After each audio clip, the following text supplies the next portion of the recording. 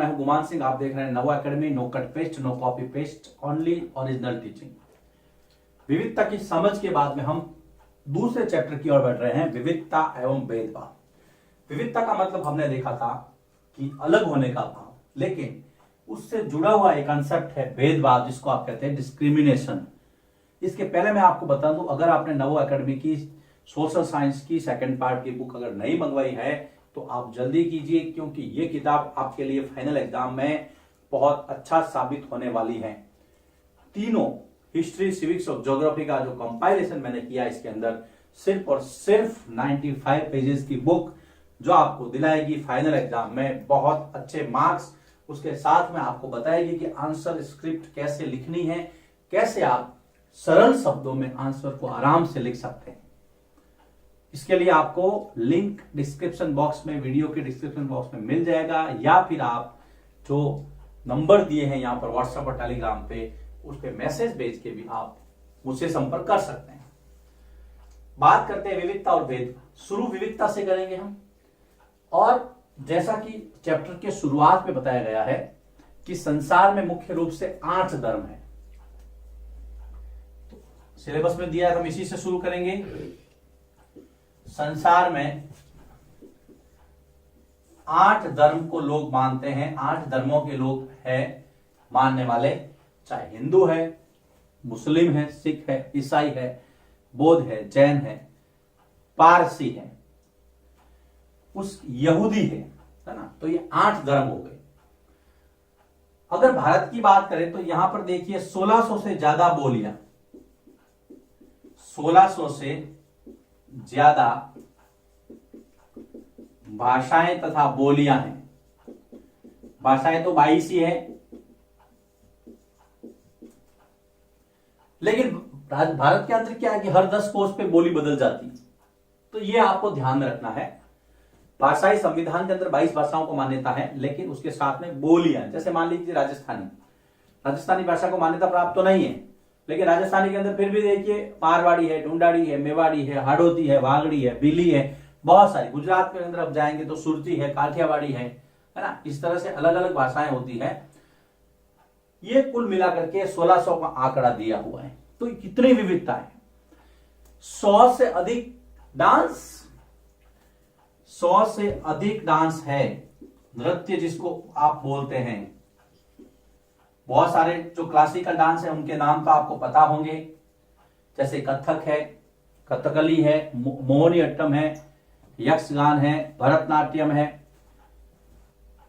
अगर मैं क्षेत्रीय नृत्यों की बात करूं, गुजरात में अगर गरबा देख लीजिए आप, राजस्थान में घूमर देख लीजिए, महाराष्ट्र में लावणी देख लीजिए, बहुत सारे हैं। तो ये विविधताएं हैं। 8 धर्म, 1600 से अधिक बोलियां, 100 से अधिक डांस, इसको हम नृत्य कहते हैं।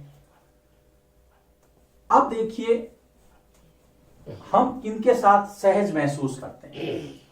अगर आप कहीं बस में सफर कर रहे हैं और आपको बस में कोई ऐसा यात्री मिल गया जो आपके समान भाषा बोलता है, आपके जैसा पहनावा है, उसका खान पान एक जैसा है। मान लीजिए कि गुजराती मिल गया कोई, आपने उनको पूछा केम छो, उसने कहा सारू छे, तो आपके अंदर से एक अच्छी फीलिंग आती है, चलो यार गुजरात से हैं तो अच्छी अच्छी बातें हो जाएगी। तो समान पहनावा, भाषा, खान पान वाले लोगों के साथ हम सहज महसूस करते हैं। मैं यहां से इस चर्चा को प्रारंभ करता हूं। समान पहनावा, खान पान, रहन सहन, रीति रिवाज वाले व्यक्तियों के साथ हम सहज महसूस करते हैं। सहज का मतलब कंफर्ट महसूस करते हैं कि हमें अच्छा लगता है। लेकिन अगर आपको मान लीजिए कोई दूसरे पहनावे का, कोई दूसरी भाषा बोलने, मान लीजिए आपको तमिल नहीं आती है, आप ट्रेन में बैठे हैं, बस में बैठे हैं, रेल में बैठे हैं, हवाई जहाज में बैठे हैं, अगर वहां पर आपको कोई दक्षिण भारतीय व्यक्ति मिल जाता है जिसकी भाषा आपको नहीं आती है, उनको आपकी भाषा नहीं आती, उनका पहनावा अलग है, रहन सहन अलग है, तो आप थोड़ा सा असहज महसूस करते हैं कि यार पता नहीं इनके साथ क्या बात करूं मैं। वही बात है ना। तो उनके बारे में हम ऐसी धारणा बना लेते, उनके बारे में नहीं, मतलब कोई भी हो, कोई भी विशेष पहनावा अगर कोई पहन करके आता है तो हमें ऐसा लगता है कि अरे यार ये तो इस तरह का होगा। तो हमारे दिमाग के अंदर एक पहले से एक माइंड सेट हो जाता है जिसको आप प्रीजुडिस माइंड कहते हैं, या हिंदी में अगर मैं कहूं तो पूर्वाग्रह। आपके समान जो है उनके साथ आप अच्छा फील करेंगे, जो आपके समान नहीं है उनके साथ आप असहज महसूस करते हैं। कई बार हम उनके लिए अपने दिमाग में एक अलग धारणा बना लेते हैं जिसको हम कहते हैं पूर्वाग्रह। प्रश्न आता है कई बार, पूर्वाग्रह से आप क्या समझते हैं? देखिए, किसी व्यक्ति के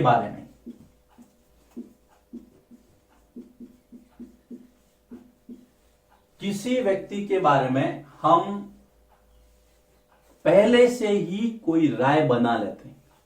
किसी व्यक्ति के बारे में हम पहले से ही कोई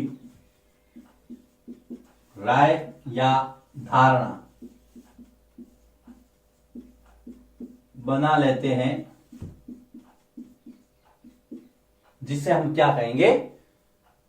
पूर्वाग्रह कहते हैं। जिसे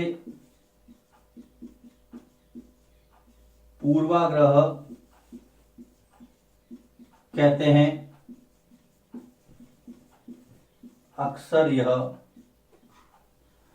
नकारात्मक, ये अच्छी नहीं होती है, ये नेगेटिव ही माइंडसेट होता है। किसी जाति विशेष के बारे में हम सुनते हैं कि यार ये तो बहुत लड़ाकू है, तो उसका मतलब ये नहीं कि उसके सभी लोग जो लड़ाकू होंगे। एक ने चोरी की है इसका मतलब ये नहीं पूरे समुदाय को दोष दिया जाए। क्लास में एक बच्चा थोड़ा नोटोरियस होता है इसका मतलब ये नहीं पूरी क्लास ही नोटोरियस है। तो हमें क्या है, व्यक्ति विशेष के प्रति पहले से कोई धारणा नहीं बनानी है, लेकिन अगर हम बनाते हैं तो इसका मतलब हम पूर्वाग्रह से ग्रसित हैं और ज्यादातर ये नकारात्मक होती है। प्रश्न आता है पूर्वाग्रह से आप क्या समझते हैं? कई बार ऐसा होता है, जब मैं पहले पहले स्कूल ज्वाइन करने गया तो लोगों ने कहा सर आप कंप्यूटर के टीचर हैं। मैंने कहा नहीं। मैं कहा आपको क्यों लगा कि सर आप कंप्यूटर जैसे लगते हैं? कंप्यूटर जैसे मतलब ऐसा लगता है कंप्यूटर पढ़ाते होंगे। फिर कहा चलो सर कोई बात नहीं, आप तो मैथ्स के टीचर होंगे। मैंने कहा मैं वो भी नहीं हूं। तो फिर कहा आप साइंस के जरूर होंगे। मैंने कहा क्यों? कि सर आप चश्मा लगाते हो, साइंस वाले बहुत पढ़ते हैं, तो चश्मा वाले तो साइंस वाले ही हो सकते हैं। मैंने कहा साइंस तो है लेकिन उसके साथ सोशल भी लगा हुआ है, मैं सोशल साइंस का टीचर हूं।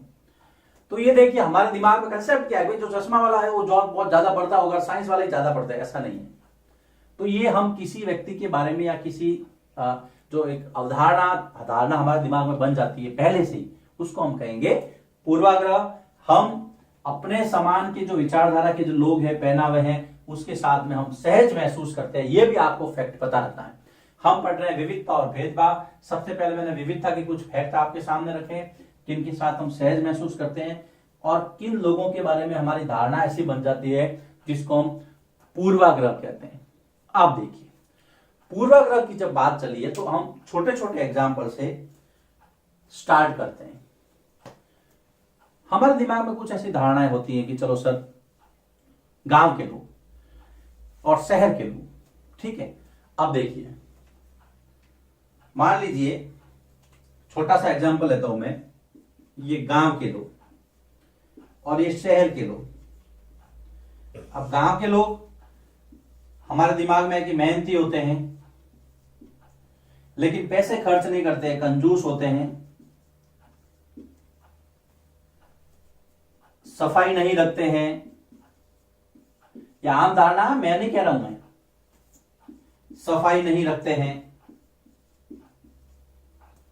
ये एक धारणा है कि गांव के लोग मेहनत खूब करते हैं सर, लेकिन पैसे खर्च करने के लिए गएंगे तो मना कर देते हैं, नहीं नहीं यार चलो बीमार, मैं डॉक्टर के पास नहीं जाऊंगा, मैं तो क्या करूंगा कि गरम गरम गुड़ है उसका पानी बना के पी के सो जाऊंगा तो मैं ठीक हो जाऊंगा।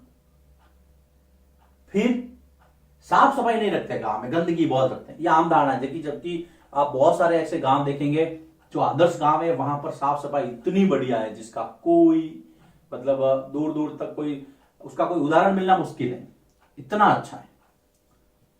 लेकिन पूर्वाग्रह से ग्रसित है।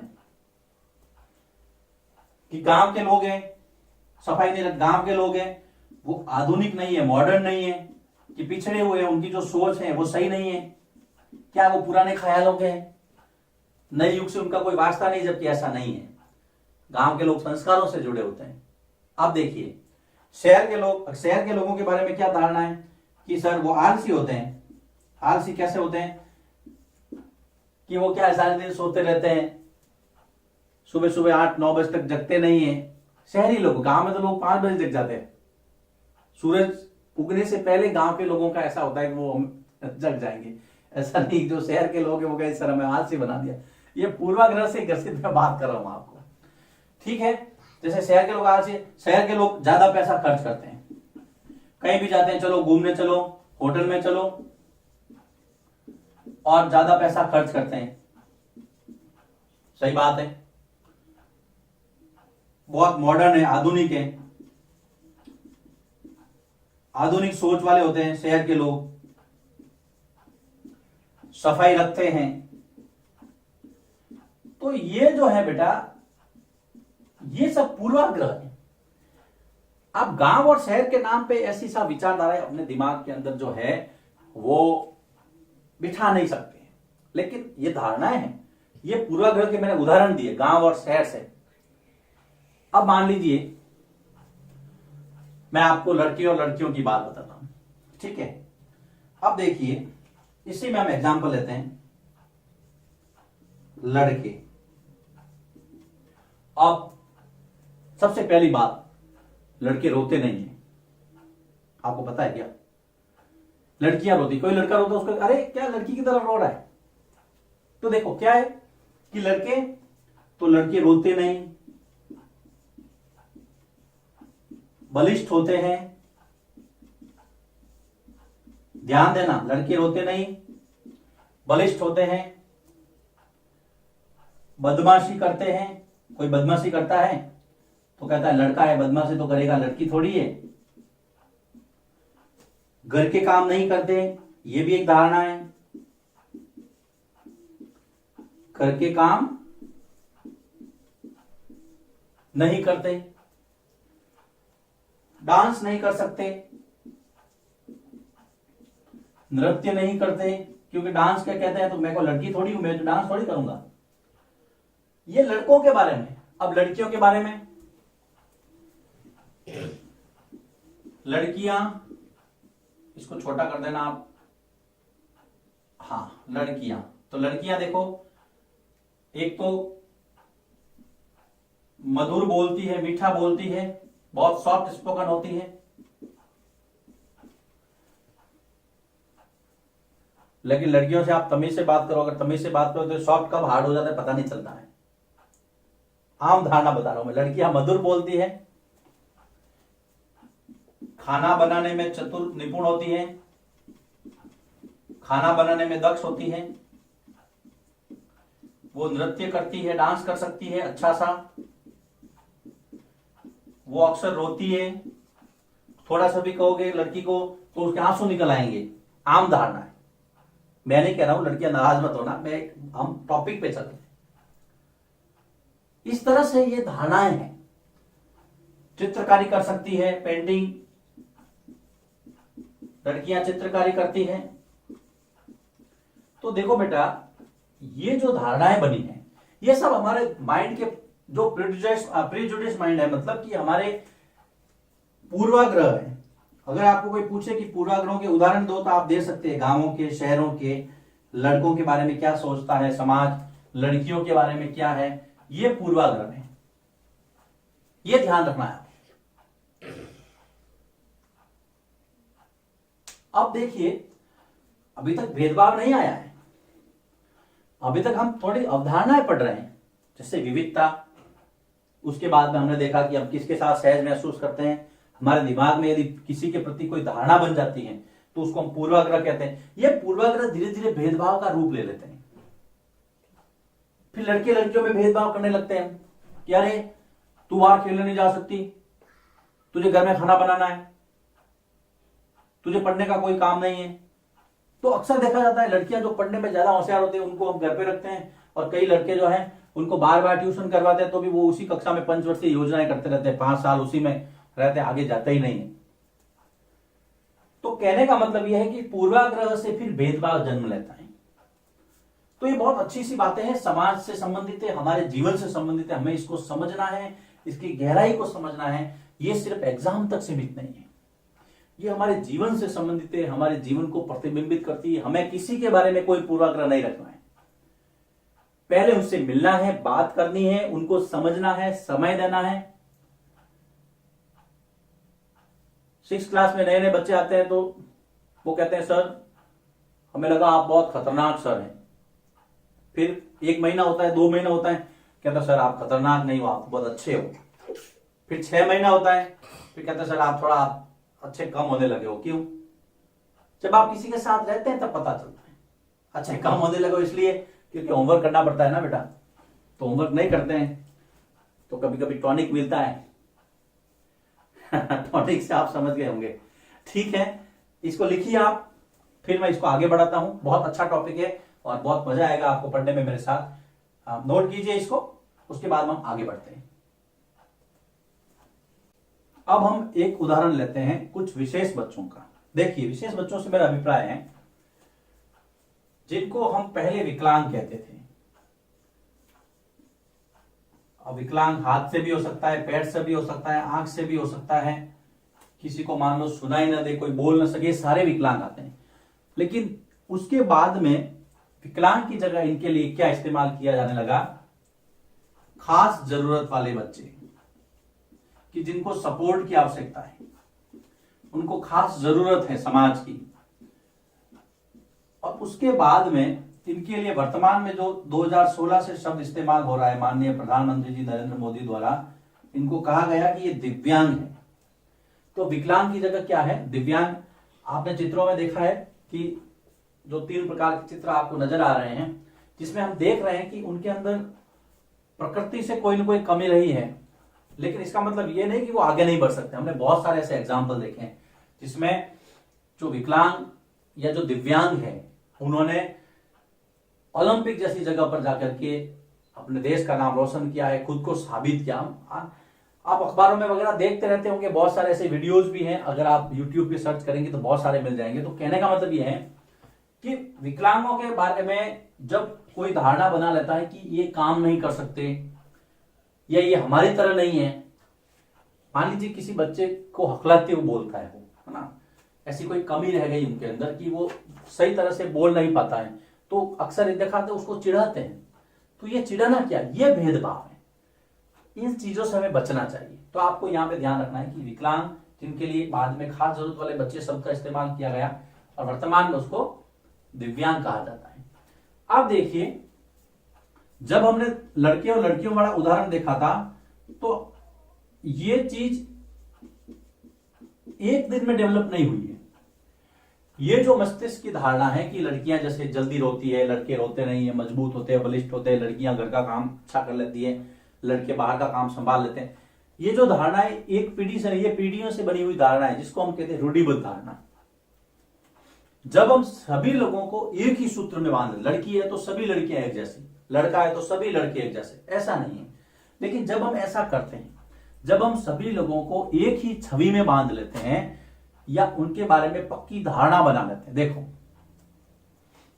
जब हम सभी लोगों को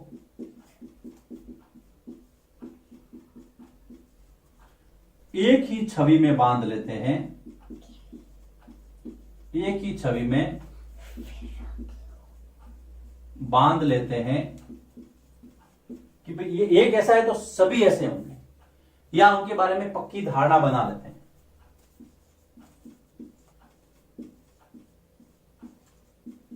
या उनके बारे में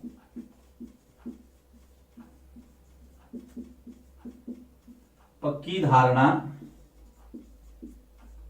बना लेते हैं, तो ये जो है, ये जो विचार है, इसे हम क्या कहेंगे? रूढ़िबद्ध धारणा कहते हैं। जिसे रूढ़िबद्ध मतलब जो परंपरा से, रूढ़ि से चली आ रही है, जिसे रूढ़िबद्ध धारणा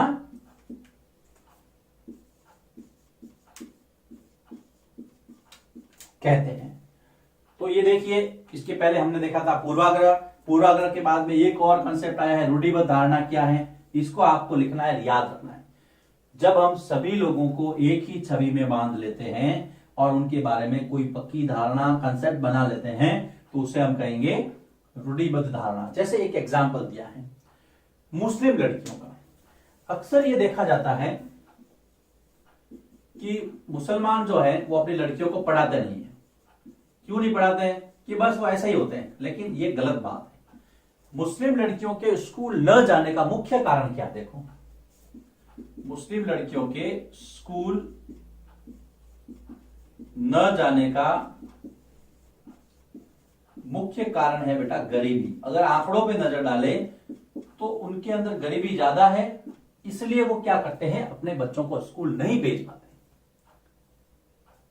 हमने इस और गरीबी की ओर ध्यान देना कि हम उनकी गरीबी कैसे दूर करें कि उनकी लड़कियां स्कूल जाए।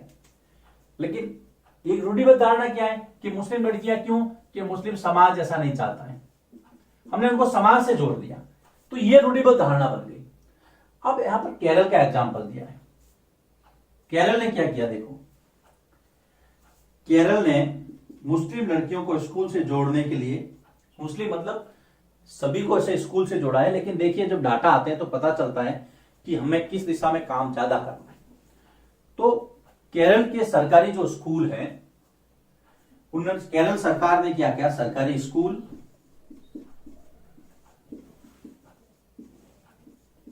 सरकारी बसें, स्कूल के लिए, है ना, शिक्षक, और जिसमें ज्यादातर 60% तो मैं लेडी टीचर है, शिक्षिकाएं, याद रखना। फिर घर के निकट विद्यालय, कोशिश ये की कि घर के निकट ही स्कूल हो, जिससे कि स्कूल जाने में उनको कोई आपत्ति नहीं हो।